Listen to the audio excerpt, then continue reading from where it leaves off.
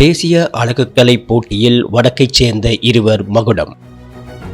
தேசிய ரீதியில் ஆண்கள் மற்றும் பெண்களுக்கு தனித்தனியாக நடாத்தப்பட்ட அழகுக்கலை போட்டியில் வடக்கைச் சேர்ந்த இருவர் வெற்றி பெற்று மகுடம் சூடியுள்ளனர்.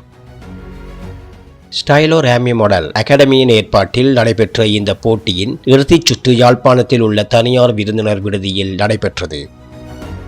இத்தாலி, இந்தியா, ஸ்பெயின் உள்ளிட்ட நாடுகளைச் சேர்ந்த அழகுக்கலை நிபுணர்கள் நடுவர்களாக கலந்து கொண்டனர்.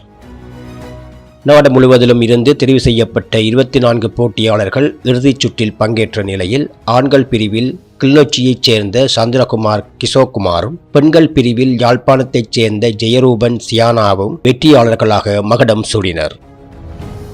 தங்களது தனித்துவமான திறமைகள், ஆடை அலங்காரம் மற்றும் தலைமுடி ஒப்பனை மூலம் போட்டியாளர்கள் பார்வையாளர்களை கவர்ந்தனர்.